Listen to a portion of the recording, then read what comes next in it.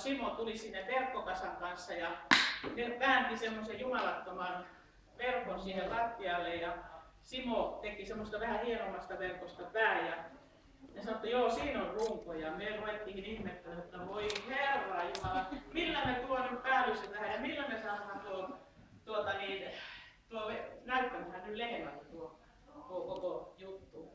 No nämä miehet, kun ne on ideaalittaita, niin ne tuli sitten seuraavan kerran sinne uretaanipullojen kanssa. Päästetään se täyteen uretaaniaan tänne. Se kuule kestää siellä hyvin, että se on kevyttä.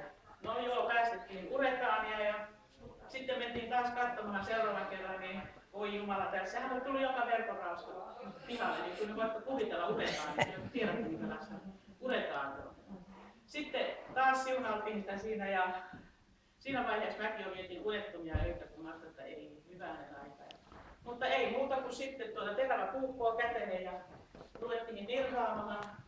Silloin jo pallikin siinä vaiheessa, nirhattiin ne pois.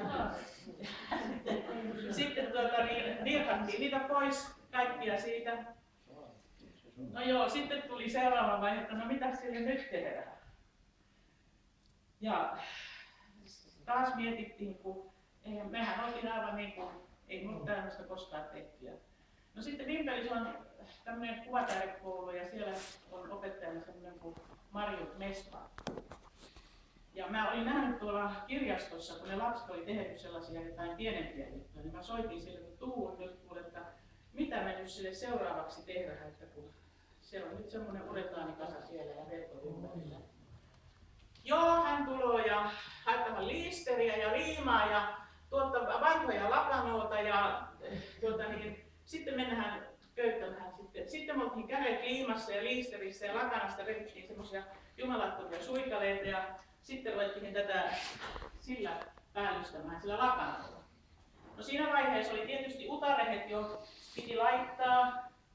Siellä on vanha metsurin kypärä, tuo Juhani, Rantalan Juhani toi semmoisen vanhan kypärän ja sitten tuo talon emäntä, tuo Kaarina teki nuo kikit tuonne sitten vanhoista kuvinhanskoista.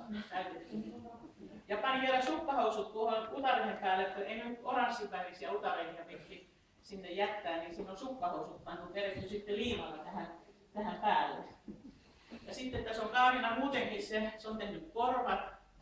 Ne on tuosta hirvennahasta ja sarvet ja niidenkin päälle on vedetty sukkahousut liimalla. Ja sitten tämä on vielä tämä kuonokin on sukkahoususta. Virkkalehteä sukkahousulle uusia. Niin, uusia käyttöjä. No sitten kun se oli rasut vedetty siihen, tiedätte nyt kangastrasua ja liimattu, se on semmoinen rasukasa sitten. Mitäs nyt tehdään? Taas päätä kun mietitään. No sitten meillä on semmoinen Kallion pariskunta. Onko mä nähnyt Raimoja? On ne tuolla Raimo ja Sirpa. Niin Raimo sitten vanhana maalarina ja niin se sanoi, että kyllä kuulkaa, on olemassa sellaista lasikuitumattoa, että se olisi varmaan hyvä siinä ja sitten siitä olisi hyvä maalata. Ja, no niin, ei muuta kuin rautakaupasta hakemaan lasikuitumattoa ja voi vitsit, sekään ei ollut kyllä ihana, kun se on sellaista piikkistä ja se piti liiman kanssa tähän sitten laittaa. No sitten kun kuvittelette, että se oli verkosta tehty se kehikko, niin sillähän oli persus ihan auki. Mitä sinne? Marja toi sitten, sillä oli semmoisia ihmeellisiä tyroxpussia, niin se pantiin tyroxpussia tähän ja sitten siihen voitiin lämpärään tätä verkkoa. Ja Kallion Sirtta on ottanut 250 valokuvaa tästä tekovaiheesta. Me tehdään siitä sellainen Iholol-kirja, ei nyt panna niitä kaikkia, siellä on siis semmoisia pyllistyskuvia, että niitä ei voi laittaa. Sitten tuo Peltolan Pekka tuli sitten yhtenä päivänä tai yhden kerran sinne ja se on asentanut nuo utareet. Ja sitten pikkusen joku on sanonut, että ne on vähän väärässä paikassa, mutta eikö ne ole ihan hyvässä paikassa, ne näkyy sieltä. Jos olisi tuolla jalkaan välissä, niin kuin nyt lähellä melkein on, niin eihän sieltä näkyisi mitään. Kaarina toi sitten lapsensa vanhat kroksit, että tehdään niistä jalat. Ja sitten nuo jalat on tehty ensiksi sitä verkkoa, semmoista kananverkkoa kierrettiin. Sitten sinne nämä miehet kuppasivat semmoiset puut. Ja sen takia tämä yksi jalka sitten vähän tällä lailla limpsahti, kun se sitten jämettyi siihen.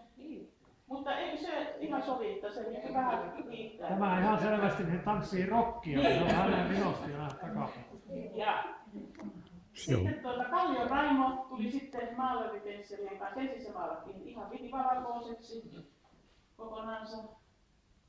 Tekikö se Sirkka tämä häntä? Joo, Kallion Sirkka on tehnyt häntä. Ja sitten Raimo tuli pensselien kanssa ja sitten tämä on nyt sitten Raimon taidetta sitten nämä ruskeat palat tässä. Täällä on Ahvenkosken vanhan lehmä, oikein vanha lehmä kaulas.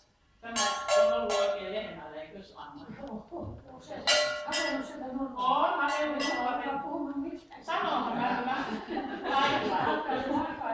Tätä.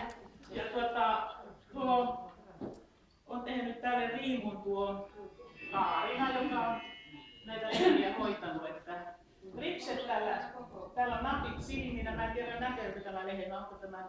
Ja joku sanoi, että tälle pitää nyt panna ripset.